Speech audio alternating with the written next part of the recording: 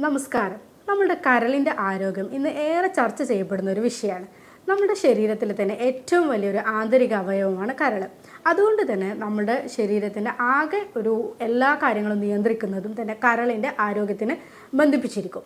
നമ്മുടെ ആരോഗ്യം കാത്തു സൂക്ഷിക്കുന്നതിന് കൂടെ തന്നെ കരളിൻ്റെ ആരോഗ്യം ഏറ്റവും നല്ല രീതിയിൽ കൊണ്ടുപോകണമെന്നുള്ളത് ഒരു നിർബന്ധപ്പെട്ട കാര്യമാണ്. നമുക്ക് എങ്ങനെയൊക്കെ നമ്മുടെ കരളിൻ്റെ ആരോഗ്യം നല്ല രീതിയിൽ കൊണ്ടുപോകാം, അതിൽ വിഷാംശങ്ങളും മാലിന്യങ്ങളൊക്കെ നമുക്ക് നാച്ചുറലായിക്കൊണ്ട് അല്ലെങ്കിൽ വീട്ടിൽ നിന്ന് തന്നെ നമുക്ക് കുറച്ച് കാര്യങ്ങൾ ചെയ്താൽ അത് എങ്ങനെയൊക്കെ മാനേജ് ചെയ്ത് കൊണ്ടുപോകാം, അതിലെ വിഷാംശങ്ങളൊക്കെ തന്നെ നല്ല രീതിയിൽ നമുക്ക് എങ്ങനെ പുറന്തള്ളപ്പെടാൻ കഴിയും എന്നൊക്കെയാണ് ഇന്ന് ഞാൻ ഈ വീഡിയോയിൽ പറയുന്നത്. ഞാൻ doctor Afiya അല്ലൂർ, senior consultant, doctor ബാസസ് homeo hospital, Pandikkad, Malappuram ജില്ല.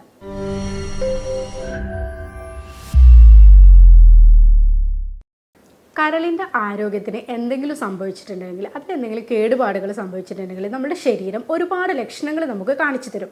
ഈ ലക്ഷണങ്ങളൊക്കെ നമ്മൾ അവഗണിച്ചിട്ടില്ലെങ്കിൽ അല്ലെങ്കിൽ അത് നമ്മൾ മുൻകൂട്ടി തന്നെ കാണുകയാണെങ്കിൽ നമുക്ക് ഇതിൽ നിന്നൊക്കെ തന്നെ രക്ഷപ്പെടാൻ കഴിയും. കൂടുതൽ പേർക്കും കാണിക്കാറുള്ളത് അമിതമായിട്ടുള്ള ക്ഷീണം വരിക, അല്ലെങ്കിൽ വിഷാദം, പിന്നെ പെട്ടെന്ന് തന്നെ ഒരു വെയിറ്റ് ലോസ് വരിക, കുറച്ച് നല്ല തടികളായിരുന്നു, ഒരു അസാധാരണമായിട്ടുള്ള ശരീരത്തിനുള്ള മെലിച്ചിൽ വരിക, മൂത്രത്തിൻ്റെ കളറൊക്കെ ഒന്ന് ഡാർക്കായിട്ട് വരിക, അല്ലെങ്കിൽ കടുത്ത മഞ്ഞ നിറത്തിലുള്ള മൂത്രം വരിക. കുറച്ച് കൂടുതൽ അവസ്ഥയിലേക്ക് ഇത് പോകുന്ന സമയത്ത് കണ്ണിലും സ്കിന്നിനും നമ്മൾ തൊലിപ്പുറമേയൊക്കെ തന്നെ മഞ്ഞ കളറിൽ കാണുക, ഇങ്ങനെയൊക്കെ കാണിക്കാറുണ്ട്.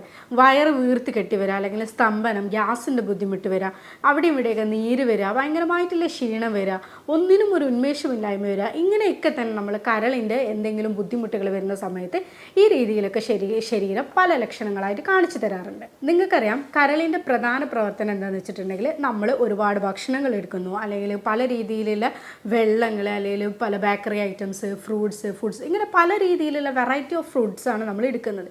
ഈ ഭക്ഷണങ്ങളിലൊക്കെ തന്നെ മാലിന്യങ്ങളൊക്കെ തന്നെ സംസ്കരിച്ചുകൊണ്ട് അതിനെ നമ്മുടെ മൂത്രത്തിലൂടെ കളയുന്ന രീതിയിലേക്ക്, കിഡ്നിയിലേക്ക് കൊടുത്തിട്ട് മൂത്രത്തിലൂടെ കളയുന്ന രീതിയിലേക്കും, നമുക്ക് ഭക്ഷണത്തിൽ നിന്ന് ആവശ്യമുള്ള പോഷകങ്ങളെ, ന്യൂട്രിയൻസിനെ സംസ്കരിച്ച് വേർതിരിച്ച് ഇതിനെ രണ്ട് വഴിയിലേക്ക് ആക്കുന്നതിന്, രക്തം ശുദ്ധീകരിക്കുന്നതും ഇതിന് എല്ലാം തന്നെ നമ്മുടെ കരൾ പ്രധാനപ്പെട്ട ഒരു പങ്ക് വഹിക്കുന്നുണ്ട്. പക്ഷേ നമ്മുടെ കരളിനെ എന്തെങ്കിലും രീതിയിലുള്ള ബുദ്ധിമുട്ടുകൾ വരിക, അല്ലെങ്കിൽ നമ്മുടെ കരളിൽ തന്നെ ഈ മാലിന്യങ്ങൾ അടിഞ്ഞുകൂടുക, മാലിന്യങ്ങൾ കരളിൽ നിന്ന് വേർതിരിച്ചപ്പെടാൻ പറ്റാതിരിക്കുന്ന ഒരവസ്ഥയിൽ കരളിന് ഇത് ഒക്കെ അവിടെ തന്നെ അക്യുമുലേറ്റ് ചെയ്യുന്ന, അല്ലെങ്കിൽ അവിടെ കെട്ടിക്കിടക്കുന്ന രീതിയിലേക്ക് വരും.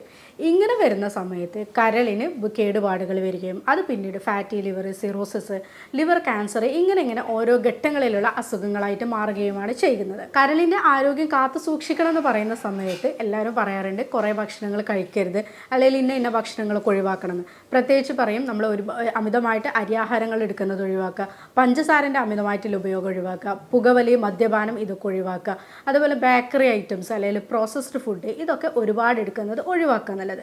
ഇങ്ങനെ നമ്മൾ ഇന്ന പദാർത്ഥങ്ങളൊക്കെ ഒഴിവാക്കുന്ന സമയത്ത് എന്തൊക്കെ നമ്മൾ എടുക്കുകയാണെങ്കിൽ, അല്ലെങ്കിൽ എന്തൊക്കെ ഭക്ഷണങ്ങൾ നമ്മൾ കൂടുതലായിട്ട് ഉൾപ്പെടുത്തുകയാണെങ്കിൽ നമുക്ക് കരളിന് പെട്ടെന്ന് തന്നെ മാലിന്യ സംസ്കരണം നടത്താൻ പറ്റും, അല്ലെങ്കിൽ ഡീടോക്സിഫിക്കേഷൻ ചെയ്യാൻ പറ്റും എന്നുള്ളതാണ് നമ്മൾ ഇന്ന് പ്രധാനമായിട്ട് നോക്കുന്നത്.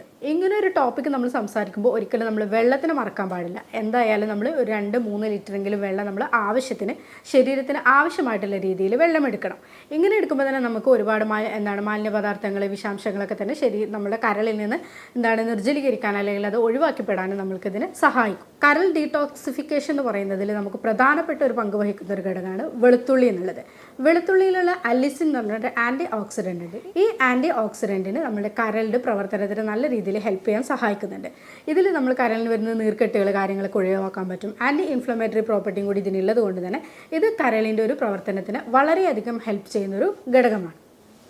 അതുപോലെ രണ്ടാമതായിട്ട് നമുക്ക് എടുത്തു പറയാൻ പറ്റുന്നതാണ് ബ്രൊക്കോളി. ബ്രൊക്കോളിയിലുള്ള സൾഫർ കണ്ടൻറ്റ് ഇത് പല വിഷാംശങ്ങളെ കളയാനും, അതുപോലെ തന്നെ അതിനൊരു ആൻറ്റി ഇൻഫ്ലമേറ്ററി പ്രോപ്പർട്ടി ഉള്ളത് കൊണ്ട് തന്നെ, അങ്ങനെ ഒരു കഴിവും കൂടി അതിനുള്ളത് കൊണ്ട് തന്നെ കരളിന് വരുന്ന ഇടയ്ക്കിടയ്ക്ക് വരുന്ന നീർക്കെട്ടുകൾ, അല്ലെങ്കിൽ കരൾ വീക്കം, ഇങ്ങനത്തേനൊക്കെ തന്നെ നമുക്ക് തടയാൻ കഴിയും. നമുക്ക് ഡെയിലി ഭക്ഷണത്തിൽ സലാഡുകളായിട്ടോ, അല്ലെങ്കിൽ നമുക്ക് എന്തെങ്കിലും വെജിറ്റബിൾസ് നമ്മളിങ്ങനെ ഭക്ഷണത്തിൽ ഉപ്പേരികളായിട്ടോ ഇങ്ങനെയൊക്കെ ഇത് നമുക്ക് ഉപയോഗിക്കാൻ കഴിയും. കൂടുതൽ ഇത് നമ്മൾ അമിതമായിട്ട് വേവിച്ചിട്ട് എടുക്കുന്നതിനേക്കാളും നല്ലത് എപ്പോഴും പച്ചക്ക് റോ ആയിട്ട് നമ്മൾ കുറച്ച് കുരുമുളകോ അങ്ങനെ എന്തെങ്കിലും കൂടെ ഉപയോഗിച്ചിട്ട് എടുക്കുന്നതാണ് ഒന്നുകൂടെ നല്ലത്. ബീട്രൂട്ട് കരളിൻ്റെ പ്രവർത്തനത്തിന് വളരെയധികം ഹെൽപ്പ് ചെയ്യുന്ന ഒരു പച്ചക്കറിയാണ്. ബീട്രൂട്ട് നമുക്ക് ഏത് രീതിയിൽ എടുക്കാം. ഇത് ജ്യൂസായിട്ട് എടുക്കാം, ഉപ്പേരിയായിട്ട് എടുക്കാം, അല്ലെങ്കിൽ നമുക്കത് സലാഡായിട്ട് എടുക്കാം, ഏത് രീതിയിൽ എടുക്കാം. ബീട്രൂട്ടിൽ ധാരാളം വൈറ്റമിൻസ്, മിനറൽസ്, അതുപോലെ തന്നെ നാരുകൾ, പിന്നെ നൈട്രേറ്റ്, ഈ കണ്ടൻ്റൊക്കെ അടങ്ങിയത് കൊണ്ട് തന്നെ കരളിനെ നല്ല രീതിയിൽ ഹെൽപ്പ് ചെയ്യുന്ന ഒരു ഘടകമാണ് ബീട്രൂട്ട്. അതുപോലെ തന്നെ ഒന്നാണ് ക്യാരറ്റ്. ക്യാരറ്റിലും ധാരാളം വൈറ്റമിൻസും അതേപോലെ തന്നെ പല ധാതുക്കളും പിന്നെ നാരുകളും കൂടുതലായിട്ട് അടങ്ങിയത് കൊണ്ട് തന്നെ ക്യാരറ്റ് നമ്മളുടെ ഹെൽത്തി ഡയറ്റിൽ നിർബന്ധമായിട്ടും ഉൾപ്പെടുത്തണം. അത് കരളിൻ്റെ പ്രവർത്തനത്തിന് വളരെയധികം ഈസിയാക്കുന്ന അല്ലെങ്കിൽ ഒന്നും കൂടി സുഗമമാക്കുന്നൊരു പച്ചക്കറിയാണ്. മഞ്ഞൾ, നമ്മൾ ഫാറ്റി ലിവറിൻ്റെ ഒക്കെ കേസിൽ എപ്പോഴും പറയാറുണ്ട് മഞ്ഞൾ തിളപ്പിച്ച വെള്ളം കഴിക്കുക, അല്ലെങ്കിൽ മഞ്ഞൾ നമുക്ക് ഏതൊക്കെ രീതിയിൽ നമ്മുടെ ഭക്ഷണത്തിൽ ഉൾപ്പെടുത്താൻ പറ്റുമോ അതൊക്കെ എപ്പോഴും കരളിൻ്റെ പ്രവർത്തനങ്ങളെ വളരെയധികം എളുപ്പമാക്കുന്ന ഒരു ഘടകമാണ്. മഞ്ഞളിൽ അടങ്ങിയ കുർക്കുമിൻ എന്ന കണ്ടൻറ്റ് കരളിന് വരുന്ന ഇടയ്ക്കിടയ്ക്ക് വരുന്ന നീർക്കെട്ടുകളെ ഇൻഫ്ലമേഷൻ കാര്യങ്ങളൊക്കെ ഒഴിവാക്കാൻ വേണ്ടിയിട്ട് വളരെയധികം ഹെൽപ്പ് ചെയ്യാറുണ്ട്. അതുപോലെ തന്നെയാണ് ഗ്രീൻ ടീ. ഗ്രീൻ ടീ നമ്മുടെ നമ്മളൊരു ചായ എന്നുള്ള രീതിയിൽ അല്ലെങ്കിൽ അത് ഡെയിലി ഒരു 3 നേരമെങ്കിലും നമുക്ക് എടുക്കാൻ പറ്റുകയാണെങ്കിൽ കരളിൻ്റെ പ്രവർത്തനത്തിന് വളരെയധികം ഇത് ഹെൽപ്പ് ചെയ്യാറുണ്ട്. നമ്മൾ വിട്ടുപോവാതെ പറയേണ്ട ഒരു കാര്യമാണ് ഇലക്കറികളുടെ കൂടുതലായിട്ടുള്ള ഉപയോഗം. ഇലക്കറികൾ നമ്മൾക്ക് ഏതൊക്കെ രീതിയിൽ എടുക്കാൻ പറ്റുമോ ആ രീതിയിലൊക്കെ നമ്മൾക്ക് എടുക്കുകയാണെങ്കിൽ ധാരാളം വൈറ്റമിൻസ് ഉണ്ട്, അതുപോലെ തന്നെ മിനറൽസ്, നമുക്ക് വേണ്ട എല്ലാ ഘടകങ്ങളും ഇലക്കറികളിൽ നിന്ന് കിട്ടുന്നത് കൂടി തന്നെ. പക്ഷേ അമിതമായിട്ട് നമുക്ക് ഇതിൽ നിന്ന് എനർജി കിട്ടുന്നില്ല, കലോറി ഓവറായിട്ട് വരുന്നില്ല.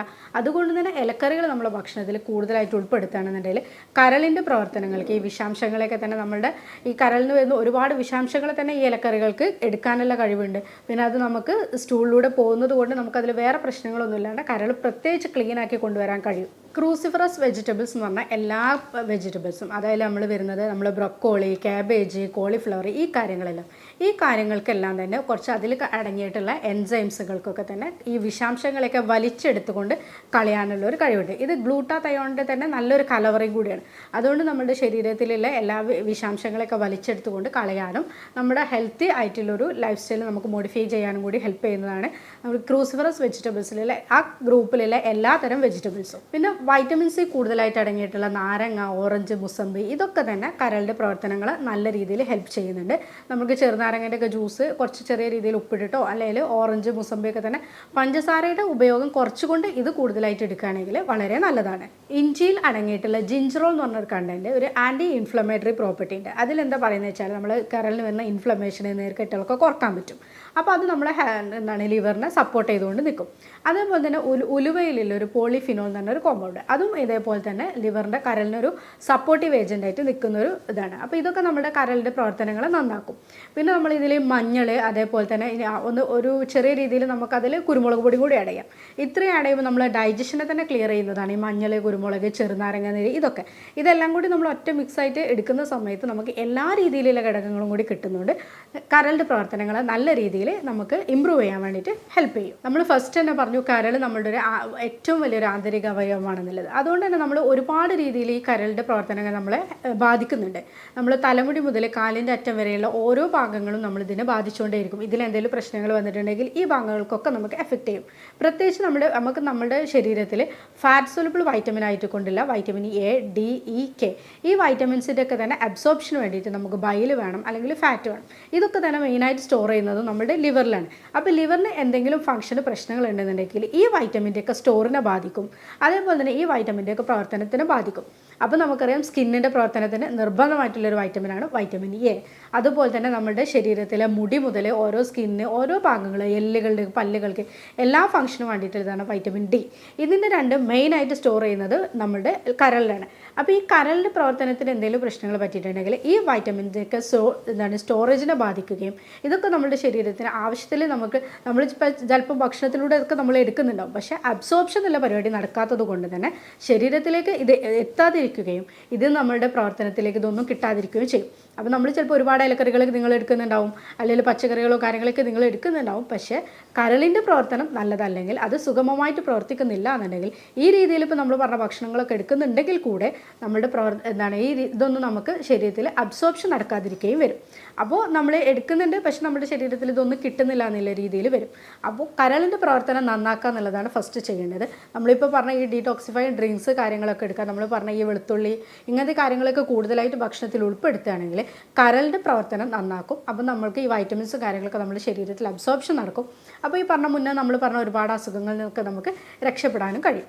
അപ്പോൾ ഞാൻ ഈ പറഞ്ഞ രീതിയിൽ ഈ വീഡിയോയിൽ നിങ്ങൾക്ക് എന്തെങ്കിലും സംശയങ്ങളോ കാര്യങ്ങളോ ഉണ്ടെങ്കിൽ താഴെ കൊടുത്ത വാട്സപ്പ് നമ്പറിൽ നിങ്ങൾക്ക് കോൺടാക്റ്റ് ചെയ്യാവുന്നതാണ്. ഞാൻ doctor Afiya, doctor Basis homeo hospital, Pandikkad, Malappuram ജില്ല.